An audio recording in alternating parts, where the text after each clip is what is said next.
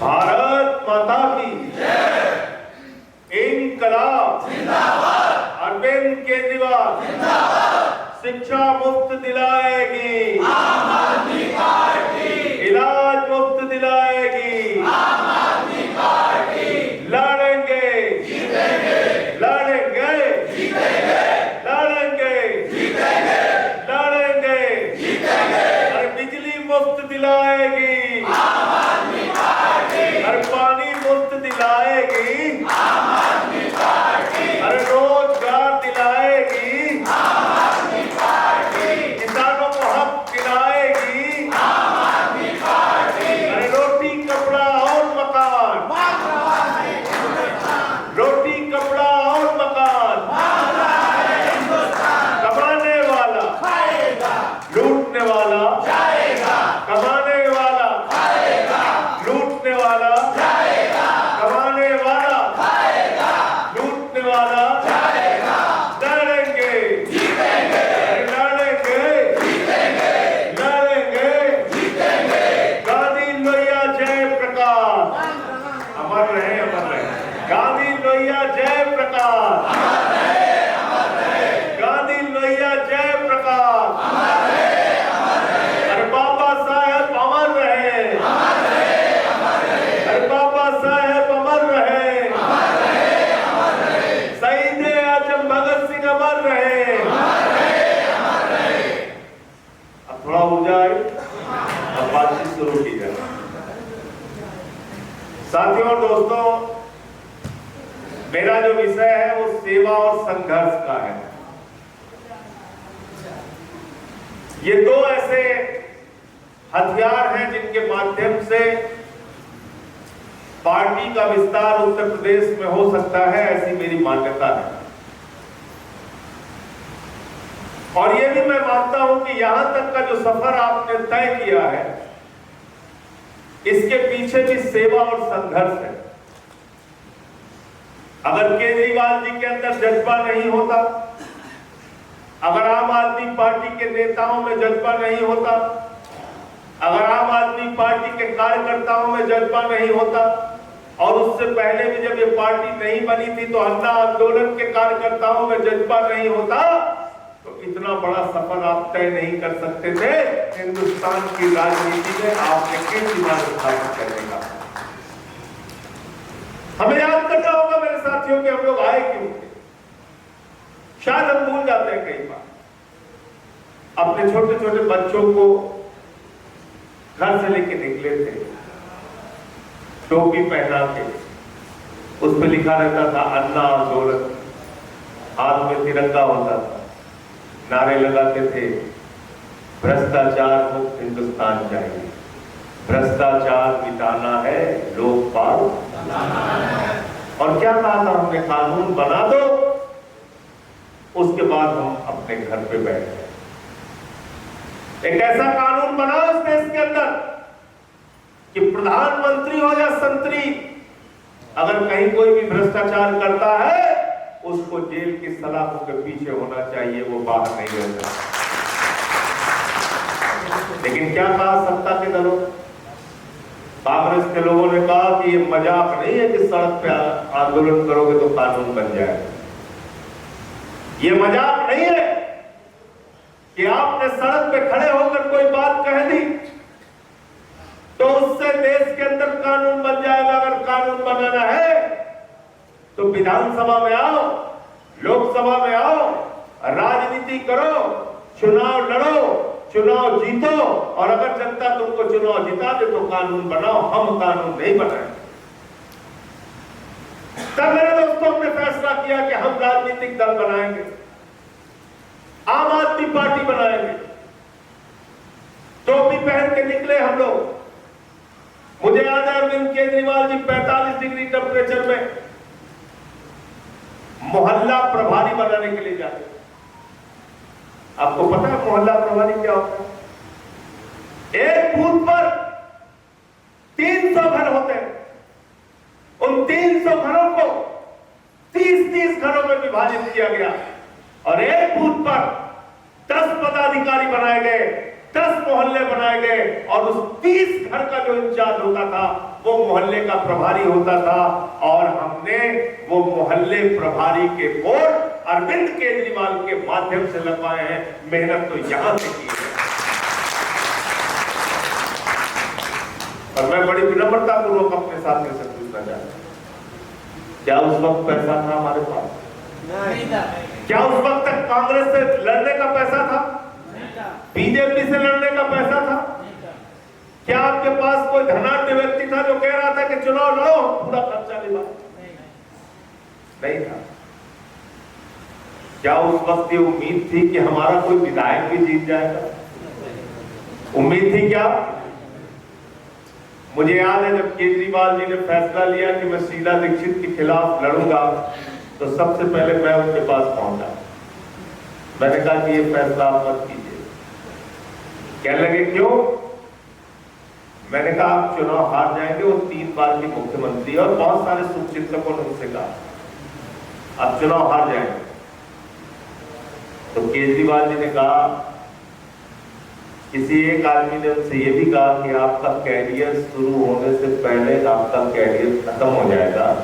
तो केजरीवाल जी ने कहा कि मैं IRS था, अपने कैरियर को लात मार के राजनीति में आओ या कैरियर बनाने के लिए।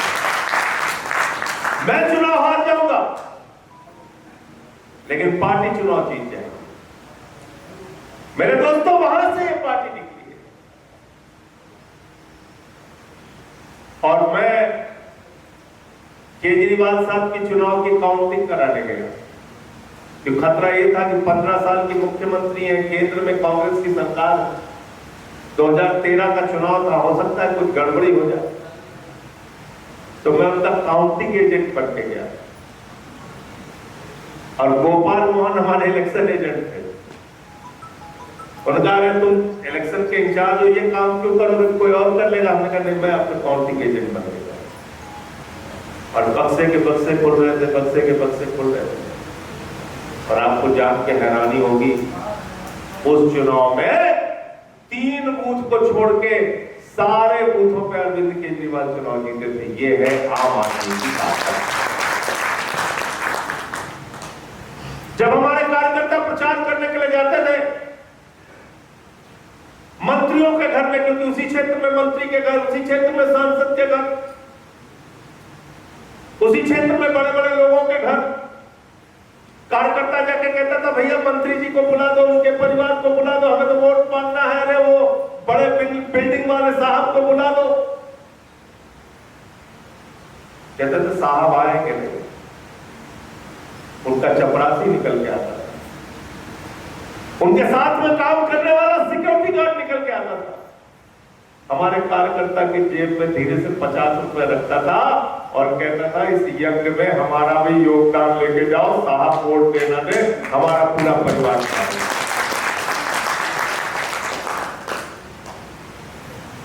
और 20 करोड़ चंदे का लक्ष्य हमने रखा था उस चुनाव। भारत की पहली पार्टी है हिंदुस्तान की आजादी के बाद, 20 करोड़ के चंदे का लक्ष्य पूरा हुआ। हमने कहा 70 के 70 कैंडिडेट लड़ाने का चंदा पूरा हो गया है, अब चंदा बंद, हमें चंदा नहीं चाहिए। इसलिए अब 13 साल के बाद जहां हम बैठे हुए हैं, निश्चित रूप से निराशा के जो कारण है उसका मूल्यांकन कीजिए, कहां चूक रह गए उसका मूल्यांकन कीजिए, आपके मन में किस बात की उदासी है उसकी चर्चा जरूर कीजिए। लेकिन इन 13 वर्षों में आम आदमी पार्टी की जो उपलब्धि है उसकी भी चर्चा कीजिए। 1 नहीं, 2 नहीं, 3 बार दिल्ली में जनता ने आपकी सरकार बना के आपको दिया। एक चुनाव में 22 सीटें और दूसरे चुनाव में 92 सीटें देके पंजाब में आपकी सरकार बनी। गोवा जैसे सुदूर राज्य में 2 सीटें दी, 6.5% वोट दिया। जिस गुजरात में कहते हैं बीजेपी का सूरज नहीं डूबता, कितना दबदबा रहता है मोदी जी का वहां। कितना प्रतिशत वोट मिला था पिछले चुनाव में? 14%। मोदी के किले में भेद करने का काम आपने किया, 5 सीटें लेके आए, 14% वोट लेके आए और राष्ट्रीय पार्टी का दर्जा 12 वर्षों में हासिल करने वाली हिंदुस्तान की पहली पार्टी है। इसलिए निराशा के कोई कारण आपके पास नहीं है। पैसे नहीं है, इस बात की निराशा हो सकती है। तो जब हमने शुरुआत की थी तब कहां पैसे थे? जन समर्थन नहीं है, इस बात की निराशा हो सकती है। तो जब हमने शुरुआत की थी तो जन समर्थन कहां था? अभी विशेष रवि जी बता रहे थे 4 लोगों के साथ प्रचार करते थे। कई बार थाने वाले नहीं सुनते, प्रशासनिक अधिकारी नहीं सुनते, तो आप तो अपना रोना रो ले रहे हो। और हमने तो एक दिन में 23 मुकदमे लिखवाए अपने ऊपर, इसलिए चिंता मत करना इस बात। ये एसडीएफ वाली टिप्पणी हिंदुस्तान में सबसे पहले मैंने की थी और बाबा ने 23 मुकदमे उत्तर प्रदेश में मेरे खिलाफ लिखवाए, एक दिन में 23। मेरा अरेस्ट वारंट निकला, हाई कोर्ट गया, वहां से जमानत नहीं मिली, फिर सुप्रीम कोर्ट गया और सुप्रीम कोर्ट में फिर जाकर मुझे स्टे मिला। तो लड़ना पड़ता है साथ, पहचान बनानी है, संगठन खड़ा करना है, इस टोपी के, इस आम आदमी पार्टी के महत्व को लोगों को बताना है और चुनाव जीतना है, तो उसके लिए काम तो करना पड़ेगा। बगैर मेहनत के कुछ हासिल होने वाला नहीं है। 28 सीटें आई, फिर 14 में हम लड़ गए, तो कुछ 4 सीटें आई, हर जगह जमानत जब्त हो गई, हमने इस्तीफा दे दिया, निराशा आ गई, चारों तरफ बोले खत्म हो गई आम आदमी पार्टी। हमारा मर्सिया कई बार पढ़ा गया है, खत्म हो गई पार्टी। केजरीवाल जी बनारस से चुनाव हार के आए, तो उनके चौकीदार ने उनसे कहा कि गए थे मोदी से लड़ने, आ गए चुनाव लड़के, हार गए, अब अकल आ गई। फिर 2015 में हिंदुस्तान की आजादी के बाद सबसे बड़ा जनादेश आम आदमी पार्टी के पक्ष में आया। हमने भारतीय जनता पार्टी जैसी शक्तिशाली पार्टी को स्कूटर पार्टी बनाने का काम दिल्ली के अंदर किया। यह है आम आदमी की पार्टी। और जिस दिन उत्तर प्रदेश के अंदर, बिल्कुल ठीक कहा अनिल झा जी ने, जिस दिन उत्तर प्रदेश के अंदर जनता का विश्वास जीतने में आप कामयाब हो जाओगे, वोट आपके पक्ष में झारो झार पड़ेंगे, झारो झार।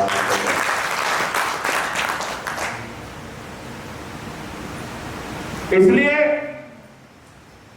ये संघर्ष का वक्त है, उत्तर प्रदेश के लिए ज्यादा संघर्ष का वक्त है। जातियों की राजनीति में जकड़ा उत्तर प्रदेश, धर्म की राजनीति में जकड़ा उत्तर प्रदेश। इस प्रदेश के लोगों को कैसे खींच के लाए शिक्षा के ऊपर, क्योंकि यहां तो बात नहीं करने को तैयार। कैसे खींच के लाए स्वास्थ्य के ऊपर, क्योंकि यहां तो कहते हैं हमें हिंदू राष्ट्र बनाना है, हमें तो हिंदू मुस्लिम की राजनीति करना है, जात पात की राजनीति करना है। कैसे लाए रोजगार के सवाल पे, कैसे लाए महंगाई के सवाल पे।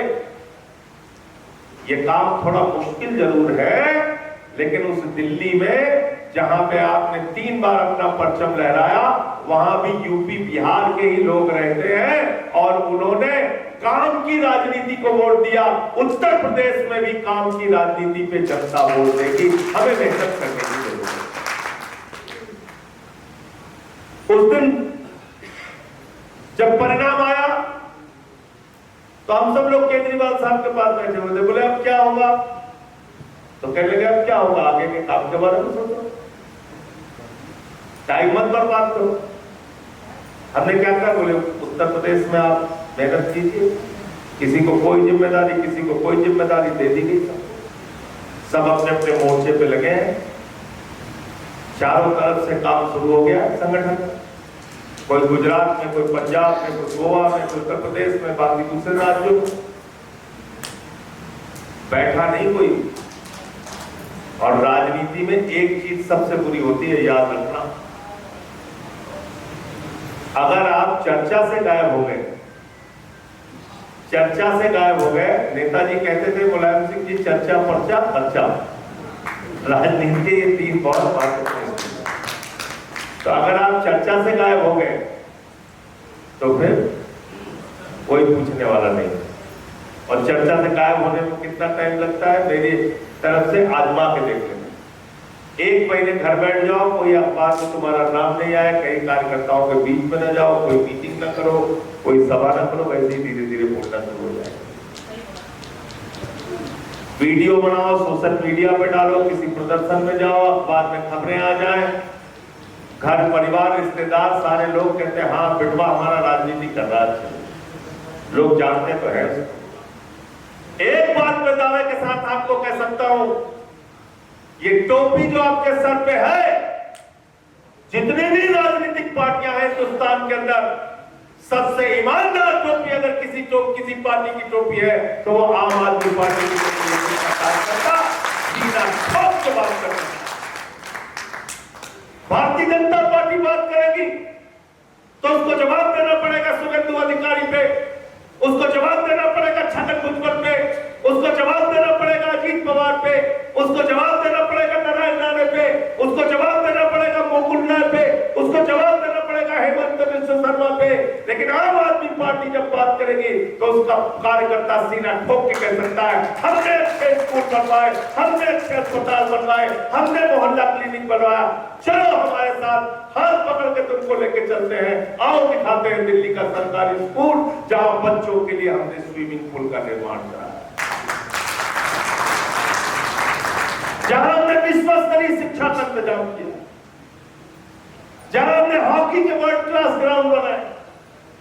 और चलते हैं दिखाते हैं तुम्हें दिल्ली के सरकारी स्कूल, वहां के सरकारी अस्पताल दिखाते हैं, चलिए हमारे साथ हम सब लोग चलते हैं। ये बात अगर कोई कह सकता है कि शिक्षा और स्वास्थ्य पे राजनीति हिंदुस्तान में कोई दल कर रहा है तो वो आम आदमी पार्टी का कार्यकर्ता है।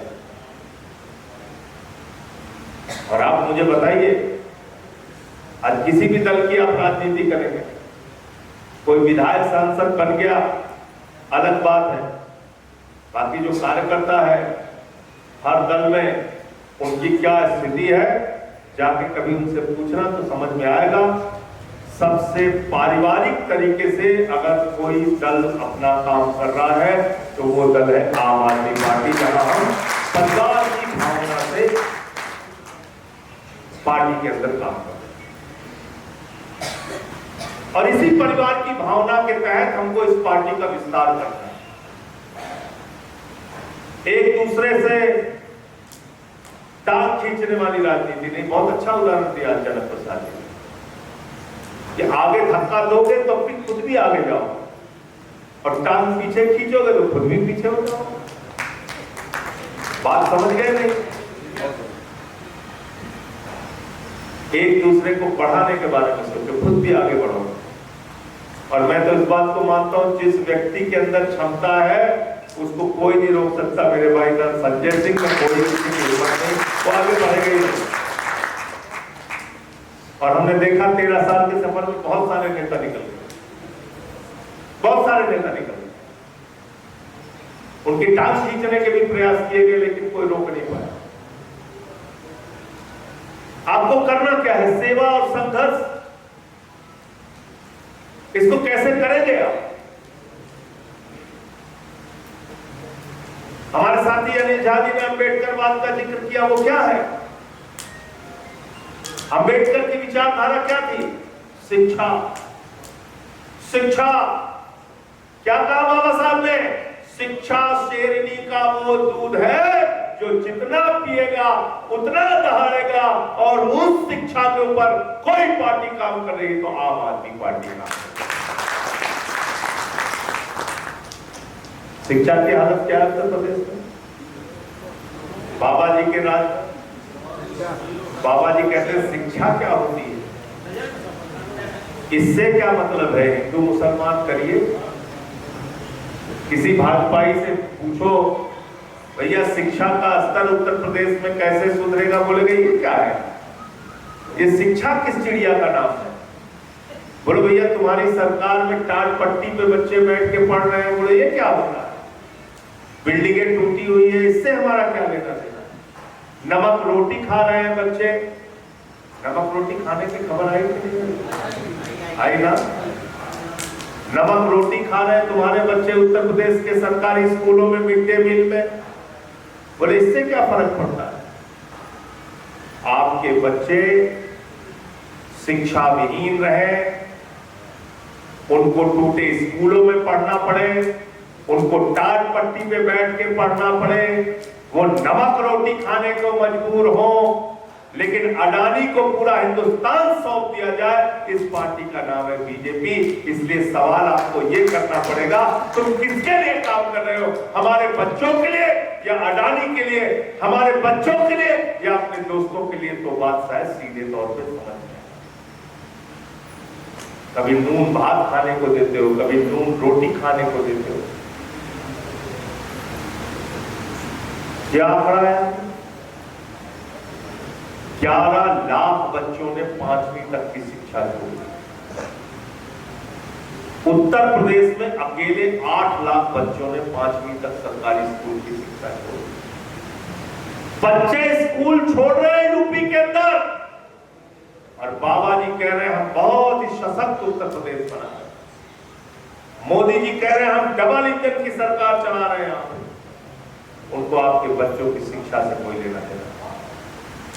अस्पताल में चले जाइए, उत्तर प्रदेश के अस्पतालों की हालत आप देखिए। मरीज के पेट पे कुत्ते बैठे हैं। उत्तर प्रदेश के अस्पतालों को आप जाएंगे, बीमार का इलाज कराने जाएंगे, टीबी का इलाज कराने जाएंगे टीबी अस्पताल में, तो अस्पताल को देख के लगेगा इस अस्पताल को टीबी हो गया। हो गया नहीं हो गया? इस पर कोई पार्टी बात ही नहीं करती, कोई नेता उसको मुद्दा ही नहीं बनाना चाहता। तो जब बाबा साहब की बात आप करोगे तो शिक्षा के अधिकार की बात करोगे, स्वास्थ्य के अधिकार की बात करोगे, बराबरी की बात करोगे। आज असमानता की क्या हालत है उत्तर प्रदेश में? एक सीआरपीएफ का जवान बुलंदशहर में, क्योंकि वो दलित समाज से आता, सामंती सोच के लोगों ने उसको घोड़ी पे नहीं बैठने दिया। बोले शादी नहीं करने देंगे तुमको घोड़ी पे बैठ के। सहारनपुर की घटना हुई, बहराइच की घटना हुई। एक दलित को आजादी के 78 साल के बाद घोड़ी पे बैठ के शादी करने की इजाजत नहीं है। इससे ज्यादा शर्मनाक बात हमारे समाज के लिए कोई नहीं। गुजरात से खबर मैंने पढ़ी, एक बच्चे ने गेंद छू लिया, उसका अंगूठा काट लिया, क्योंकि बच्चा दलित था। आजादी के 78 साल के बाद भी कर्नाटक में भारतीय जनता पार्टी का राज था, बीजेपी का सांसद था, गांव में उद्घाटन करने के लिए चला गया, गांव वालों ने उसको घुसने नहीं दिया। बोला दलित इस गांव में घुस के उद्घाटन नहीं कर सकता। इस पीड़ा को बताएगा कौन? इस पीड़ा को बताने का जिम्मा, इस पीड़ा को बताने का दायित्व, इस पीड़ा को बताने की जिम्मेदारी गांव-गांव में आम आदमी पार्टी के कार्यकर्ताओं को है। यह है अम्बेडकरवाद जिसकी चर्चा करेंगे। गैर बराबरी को मिटाना, शिक्षा की बात करनी है, स्वास्थ्य की बात करनी है, समानता की बात करनी है, बराबरी की बात करनी है। कहते हैं हिंदू मुसलमान, हिंदू मुसलमान, हिंदू मुसलमान। हिंदू का टेंडर निकला था क्या? कोई ठेका निकला था क्या? बीजेपी वालों को L1 अलॉट हुआ है क्या? क्या बोलते हैं अनिल भाई? L1 तो हिंदू धर्म का L1 अलॉट हुआ है क्या बीजेपी को? क्या कहते हैं? हम हिंदू धर्म के ठेकेदार हैं, टेंडर हमको मिला। और रेलवे स्टेशन पे जाओ ना, साइकिल का ठेका लिए रहते हैं सब, पकड़ पकड़ के कहे भाई हम साइकिल खड़ी कर लेंगे कहीं दूर हो, कहते हैं हमें पैसा देके जाओ, साइकिल स्टैंड हमारा। तो हिंदू धर्म के ठेकेदार ये बने। प्रभु श्री राम के मंदिर में चंदा चोरी करने वाले लोग हिंदू धर्म के ठेकेदार नहीं हो सकते, तुम मानो तो मानो नहीं।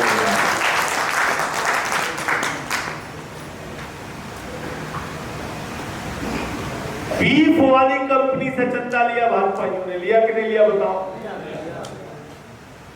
ये इनका हिंदू धर्म है।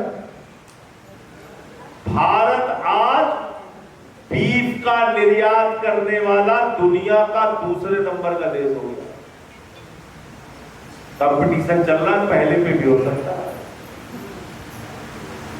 तो मोदी जी के राज में ये हुआ पिछले 11 साल के अंदर। कहते हैं हम हिंदू धर्म के ठेकेदार हैं। तो मैंने कहा चलो ठीक है, तुम हिंदू धर्म के ठेकेदार हो, चलो मैं आम आदमी पार्टी के कार्यकर्ताओं से एक सवाल पूछता हूं। अगर उत्तर प्रदेश की शिक्षा व्यवस्था बदहाल होगी तो उससे सबसे ज्यादा प्रभावित होने वाले बच्चे हिंदू के होंगे कि मुसलमान के? जोर से बोलिए, जोर से बोलिए। अगर उत्तर प्रदेश की स्वास्थ्य व्यवस्था बदहाल होगी तो उससे सबसे ज्यादा लोग प्रभावित होने वाले हिंदू होंगे कि मुसलमान?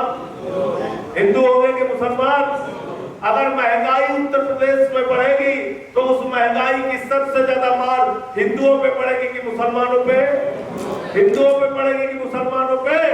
अगर अपराध की घटना ज्यादा होगी, बलात्कार, हत्या, गुंडागर्दी, उसका सबसे ज्यादा प्रभाव हिंदुओं पे पड़ेगा कि मुसलमानों पे? हिंदुओं पे पड़ेगा कि मुसलमानों पे?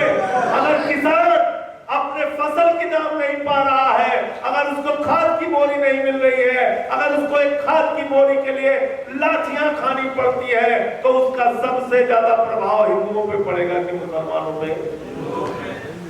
तो हमारी जेब काट में हमारे नाम पे वोट मिलेगा। यानी महंगाई की मार हम झेले, शिक्षा की बदहाली हम झेले, इलाज की बदहाली हम झेले, किसानी की मार हम झेले, और हमारे भला कर रहे, कह रहे हिंदुओं को भला कर रहे। अगर बेरोजगार नौजवानों की फौज खड़ी होगी उत्तर प्रदेश में बेरोजगारी के कारण, तो सबसे ज्यादा बेरोजगार हिंदू होंगे कि मुसलमान?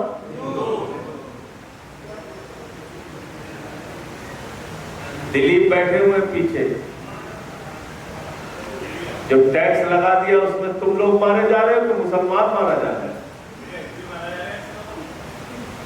गब्बर सिंह टैक्स जिसका जिक्र कर रहे थे रमेश जी, जीएसटी, वो टैक्स बढ़ता है तो सबसे ज्यादा मार हिंदुओं को पड़ रही कि मुसलमानों को?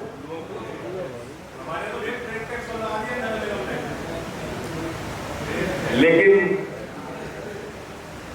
अपना दर्द कहें किससे? हिंदू हिंदू के नाम पे जिताया है तो बोले कैसे? तो इसलिए ये बात जाके लोगों को समझाओ कि तुम्हारी जेब काट रहे हैं, तुम्हारे ही बच्चों का भविष्य बर्बाद कर रहे हैं। अगर कोई शिक्षा मुफ्त में दे सकती है पार्टी, अगर कोई तुम्हारे बच्चों का भविष्य बना सकती है, तो वो सिर्फ और सिर्फ हिंदुस्तान की एक पार्टी है जिसका नाम है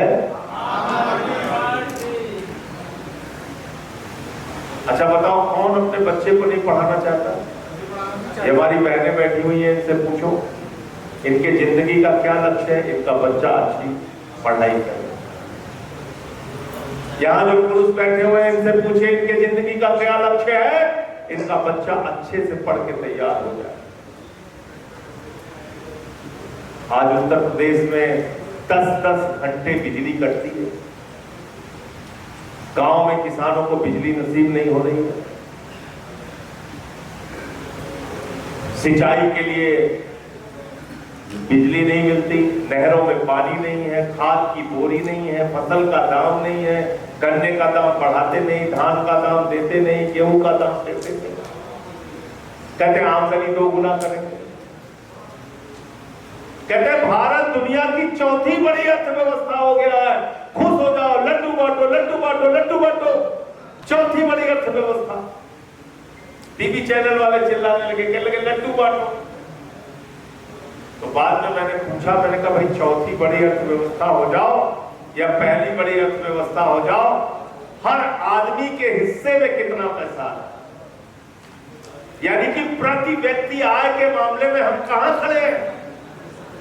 तो पता चला प्रति व्यक्ति आय के मामले में हम 140वें नंबर पे हैं। कितने नंबर पे? मेरा एक वीडियो है, उसमें देख लेना सब लोग। जापान की आमदनी कितनी है, अमेरिका की आमदनी कितनी है, मैंने पूरा बोला। देखा कि नहीं देखा? नहीं देखा तो देख लेना, उसको पहुंचाओ सब। तो प्रति व्यक्ति आय के मामले में हम 140वें नंबर पे हैं। अरबपति देश में बढ़ रहे हैं और साथ ही साथ गरीब भी बढ़ रहे हैं। एक ही आदमी के पास, आपके बच्चे तो सरकारी स्कूल की शिक्षा से वंचित हो जाते हैं, सरकारी स्कूल छोड़ देते हैं, लेकिन एक ही दोस्त है प्रधानमंत्री का। क्या नाम है उसका? हवाई जहाज किसके पास? एयरपोर्ट किसके पास? कोयला किसके पास? गैस किसके पास? बिजली किसके पास? पोर्ट किसके पास? आकाश से लेकर पाताल तक किसके पास? प्रधानमंत्री किसके पास? उसका मंत्रिमंडल किसके पास? कुछ बचा है? कुछ बचा है? 20,000 करोड़ रुपए का ड्रग्स जो पाकिस्तान के जरिए अफगानिस्तान से होता हुआ अडानी के पोर्ट पे आया था। कितने का? वो पैसा कहां लगा? आतंकवाद में लगा। कोई पूछताछ हुई?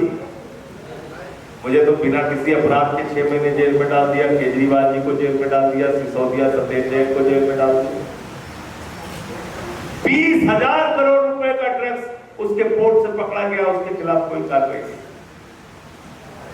तो भारत की चौथी बड़ी अर्थव्यवस्था का मतलब है सारा माल मोदी जी और उनके दोस्तों के पास। आपके हिस्से में कुछ नहीं आ रहा, खुश मत हो। आप तो 140वें नंबर पे पहुंच गए। भारत कर्जे के मामले में कहां है पता है आपको? 2014 में भारत के ऊपर कितना कर्जा था? 55 लाख करोड़ रुपए। कितना कर्जा था? फिर मोदी जी आए, मोदी जी ने दिन रात मेहनत किया, दिन रात मेहनत किया, 18 घंटे मेहनत किया, 24 घंटे मेहनत किया। उन्होंने कहा हम भारत को पिछड़ने नहीं देंगे, कर्जे के मामले में हम भारत का विकास करेंगे। अरे 55 लाख करोड़ क्या है, हम इसको ऊंचाइयों तक पहुंचाएंगे। भारत पर कर्जा हो गया 200 लाख करोड़ रुपए। 14 प्रधानमंत्रियों ने 55 लाख करोड़ का कर्जा लिया। अकेले हमारे विश्व गुरु महानतम नेता आदरणीय नरेंद्र मोदी जो अवतार है भगवान के, उन्होंने 150 लाख करोड़ रुपए अकेले कर्जा ले लिया। ये विकास कर रहे हैं और आपसे कह रहे हैं आप खुश हो जाइए, नाचते रहिए, लड्डू बांटिए, जय जयकार कीजिए, मोदी मोदी चिल्लाते रहिए। बताओ ये संघर्ष करने का मुद्दा है कि नहीं है? ये विषमता जो समाज में है, ये मुद्दा है कि नहीं? आपको शिक्षा नहीं, आपको रोजगार नहीं, आपको इलाज नहीं, आपको बिजली नहीं, आपको पानी नहीं, आपको किसानी नहीं, आपको खाद नहीं, आपको फसल का दाम नहीं, और सब कुछ चंद अपने दोस्तों। तो ये हिंदू मुस्लिम के फार्मूला, अब हिंदू मुस्लिम के फार्मूले से आपका भला होने वाला, हिंदू मुस्लिम का राजनीति से आपका भला होने वाला। सुरेंद्र जी कहीं जाना है? नहीं निकल रहा हो तो खत्म करें जल्दी। तो मोटे मोटे तौर पे कुछ मुद्दों को आपको लेके आगे संघर्ष करना होगा, जिसमें शिक्षा है, स्वास्थ्य है, बिजली है, पानी है। इन सारे सवालों के ऊपर आपको संघर्ष की रणनीति बनानी होगी, नंबर 1। और दूसरा, प्रशिक्षित कार्यकर्ताओं की फौज तैयार करनी पड़ेगी। महीने में मैं आपसे ज्यादा लंबा समय नहीं मांग रहा, सिर्फ 3 घंटे का समय, सिर्फ 3 घंटे का। हिंदुस्तान के प्रख्यात समाजवादी नेता हुए डॉक्टर राम मनोहर लोहिया जी ने कहा, जेल वोट और फावड़ा राजनीति का सिद्धांत है। जेल संघर्ष का प्रतीक, फावड़ा रचनात्मकता का प्रतीक, वोट परिवर्तन का प्रतीक। जेल, वोट और फावड़ा। तो जेल जाना इतना आसान नहीं, घबराना मत। लेकिन जिस दिन जेल को प्रतीक मान के संघर्ष करने के लिए रास्ते पर उतर जाओगे, सेवा के लिए फावड़ा लेके श्रमदान करने और सफाई कार्यक्रम चलाने के लिए उतर जाओगे, तो वोट की राजनीति में जो परिवर्तन होगा वो आम आदमी पार्टी के पक्ष में होगा। मैं ये कहना चाहता हूं।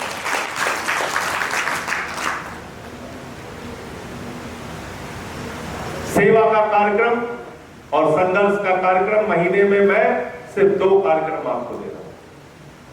और तीसरा, पहले रविवार को एक जिले की बैठक होना आवश्यक है, जिसमें सारे विधानसभा अध्यक्ष, ब्लॉक की कमेटी है तो ब्लॉक के अध्यक्ष, आपके जितने फ्रंटल के अध्यक्ष हैं, वो अपनी रिपोर्ट जिला अध्यक्ष के सामने रखेंगे कि उन्होंने क्या क्या काम किया संगठन का विस्तार करने के लिए। गलत तो नहीं कह रहा हूं? पहले रविवार को जिला कमेटी की बैठक और दूसरे तीसरे रविवार में 2 कार्यक्रम मैं दे दूंगा, एक संघर्ष का और एक सेवा। अच्छा लगा ना आपको?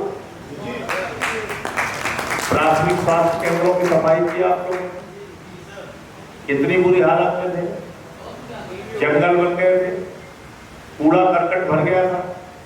जब आप ऐसे सेवा के काम करते हैं तो मन का विकार भी नहीं करता है, अहंकार भी नहीं करता है, छोटे बड़े की जो भावना है वो भी कम होती है। हम भी झाड़ू लेके सफाई कर रहे हैं, आप भी सफाई कर रहे हैं, तो प्रभारी भी सफाई कर रहे हैं, कार्यकर्ता भी सफाई कर रहे हैं, सांसद भी सफाई कर रहे हैं, कार्यकर्ता भी सफाई कर रहे हैं। लेकिन फॉर्मेलिटी मत किया करो, मेरी तरह सफाई किया करो। मेरे साथ श्रमदान कितने लोगों ने किया? किसी ने किया है? अच्छा, उधर 3-4 लोगों ने किया। थक जाते हैं लोग। ऐसा ऐसा कूड़ा मैं खुद उठाता हूँ कि इनको उठाने के लिए मजबूर कर देता हूँ। आओ, लखनऊ की गोमती नदी की सफाई कराया था मैंने एक बार, हिंडन की सफाई की। हाँ, ये लोग सोच रहे थे जलकुंभी ऊपर से निकाल लेंगे, मैं अंदर घुस गया तो फिर सब फिर आया। बोले भैया पानी वाला सांप काट लेगा, हमने कहा कुछ नहीं होता। तो जब आप सेवा का काम करते हैं उससे मन का सेटिस्फेक्शन होता है, अंदर से एक संतुष्टि मिलती है। सेवा का काम जरूर कीजिए, संघर्ष का काम जरूर कीजिए, जहां बैठिए पार्टी की चर्चा कीजिए, आपकी पार्टी किस तरह से लोगों की जिंदगी में बदलाव ला सकती है, फायदे ला सकती है, वो बताने का काम कीजिए। उत्तर प्रदेश में आपकी पार्टी जरूरी क्यों है, ये बताने का काम कीजिए। और आप भी हिंदू हैं, हिंदू धर्म को मानते हैं, लेकिन हम नकली हिंदू नहीं है, हम असली वाले हिंदू हैं। हम हिंदू धर्म के नाम पे झगड़ा नहीं कराते, हम प्यार और मोहब्बत की बात। हमारे लिए हिंदू धर्म है वसुदेव कुटुंबकम, पूरा विश्व हमारा परिवार है। हमारे लिए हिंदू धर्म है, जब हम अपनी पूजा समाप्त करते हैं कहते हैं धर्म की जय हो, अधर्म का नाश हो, प्राणियों में सद्भावना हो, विश्व का कल्याण हो। हम विश्व के कल्याण की कल्पना करने वाले हिंदू हैं। हम रामचरितमानस की चौपाई सब नर कर ही परस्पर प्रीति, इस सिद्धांत को मानने वाले हिंदू हैं। हम दया, करुणा, प्रेम, स्नेह, इस रास्ते पर चलने वाले हिंदू हैं। हम भारतीय झगड़ा पार्टी वाले। कौन है भारतीय झगड़ा पार्टी? कौन है? और दूसरा नाम उसका क्या है? भारतीय झूठा। झूठ और झगड़ा दो ही सिद्धांत है बीजेपी वाले। अभी हमारे मोदी जी शुरू कर दिया, ऐसा झूठ बोला जिसको किसी ने सुने नहीं था। बोले हमारे नस्वा के अंदर गर्म सिंदूर है। आदमी बौखला गया, उसका दिमाग काम करना बंद कर गया कि भैया खूने बंद हो गया। अगर नशे में अगर खूने दौड़ना बंद हो गया तो कुछ भी घटना हो सकती है प्रधानमंत्री की। मैं उनकी लंबी उम्र की कामना करता हूँ। प्रधानमंत्री जी ऐसी बातें करते हैं, आपके शरीर में खून दौड़ना, खून ही दौड़ने दीजिए। एक गर्म सिंदूर, तो सिंदूर में जो मटेरियल मिला रहता है वो खतरनाक है आपके लिए। गरम सिंदूर पहना, कुछ भी बोले, राष्ट्रवाद की बड़ी बड़ी बातें करते हैं। सर्वदलीय बैठक हुई थी, मैं भी गया था उसमें। मैंने कहा कि प्रधानमंत्री जी कहाँ है? कहने लगे वो चुनाव की रैली में गए हैं बिहार। हमने कहा पहलगाम में इतनी बड़ी घटना हो गई, 200 किलोमीटर आतंकवादी घुस कैसे आए? पुलिस सुरक्षा पहले रहती थी, लेकिन ये लोग अपने आप वहां पे चले गए घूमने। बाद में मैंने पता चला सालों से वो जगह खुली रहती थी, कभी कोई रोक टोक नहीं थी। पहले सुरक्षा के इंतजाम थे, उस दिन सुरक्षा नहीं। झूठी जानकारियां दी गई सरकार के द्वारा। फिर सेना ने ऑपरेशन सिंदूर शुरू किया। 9 आतंकी ठिकानों पर हमले किए, बर्बाद किया आतंकी ठिकाने। प्रेस कॉन्फ्रेंस करके कहा 21 आतंकी ठिकाने हैं वहां। ऑपरेशन सिंदूर जारी है। पाकिस्तान के हमले का भारतीय सेना मुंहतोड़ जवाब दे रही थी। पीओके पे कब्जा कर सकती थी, बलूचिस्तान को पाकिस्तान के नक्शे से अलग कर सकती थी। इतने में पता चला मोदी जी के भैया ट्रंप ने पहले ट्वीट कर दी। भाजपाइयों के चच्चा, पप्पा मैं नहीं बोलूंगा, चच्चा बोलूंगा। भाजपाइयों के चच्चा ने, ट्रंप ने पहले ही ट्वीट कर दिया, बोले सीज फायर। इनसे पूछा, बोले हाँ सीज फायर। क्या ये भारत की संप्रभुता के साथ खिलवाड़ नहीं है? क्या ये भारत के सम्मान के साथ खिलवाड़ नहीं? क्या हमारे स्वाभिमान के साथ खिलवाड़ नहीं? 144 करोड़ लोगों का भारत, दुनिया का सबसे बड़ा लोकतंत्र भारत, ऐसा भारत जिस भारत को कहा जाता है कि हम आज दुनिया की चौथी बड़ी अर्थव्यवस्था बन गए हैं, ऐसे भारत का फैसला ट्रंप अमेरिका में बैठ के ले रहा है। इससे ज्यादा दुर्भाग्यपूर्ण बात हमारे लिए कोई नहीं। इसलिए आम आदमी पार्टी का नारा है, पीओके वापस लो और पीओके का छोड़ा मौका, मोदी तेरा देश को धोखा। इसके बारे में भी बात करते हैं। डरना मत बात करते सब। अब तो सिंदूर के सौदागर बनी गए। फोटो देखा मोदी जी? अब तो घबरा ही गए कि सेना अध्यक्ष कब से बन गए मोदी। तगड़ी वर्दी उर्दी पहन के, चश्मा लगा के, हाथ में टोपा लेके, हेलमेट लेके। हमने पूछा भैया ब्रिगेडियर हो, कर्नल हो, सेना अध्यक्ष हो, क्या हुआ? आपकी फोटो लग रही पूरे देश में। तो भारतीय जनता पार्टी राजा बाबू है देश की राजनीति। भारतीय जनता पार्टी आपका वोट हासिल करने के लिए किसी भी तरह के घटिया राजनीति का इस्तेमाल कर सकती है। मुझे अफसोस है, भारतीय सेना के शौर्य और पराक्रम को बेचने का काम भारतीय जनता पार्टी कर रही है। इसके बारे में भी आप लोगों को चर्चा करनी है। तो अंत में अपनी बात को इसी बात से समाप्त कर रहा हूं कि हमारे 3 कार्यक्रम नियमित रूप से हो और सारे प्रकोष्ठ उसमें अपनी भागीदारी करें। जिले में जब भी कार्यक्रम हो, प्रदर्शन का 100 से कम संख्या नहीं होनी चाहिए। सेवा का, श्रमदान का, सफाई का 100 से कम संख्या नहीं होनी चाहिए। अखबारों में उसकी खबरें दीजिए, स्थानीय जो मुद्दे हो उसको वीडियो बनाइए, सोशल मीडिया पे इसकी चर्चा जोर शोर से कीजिए। और पिछले 2 दिनों में आप लोगों ने बहुत अच्छे ढंग से कार्यकर्ता सम्मेलन और संकल्प शिविर का आयोजन किया। इसके लिए पूरी फिरोजाबाद की टीम को और पूरी ब्रज प्रांत की टीम को और विशेष तौर से ब्रज प्रांत के अध्यक्ष डॉक्टर हितेश चौधरी जी को, आप सबको बहुत बहुत मैं बधाई और शुभकामनाएं देता हूं।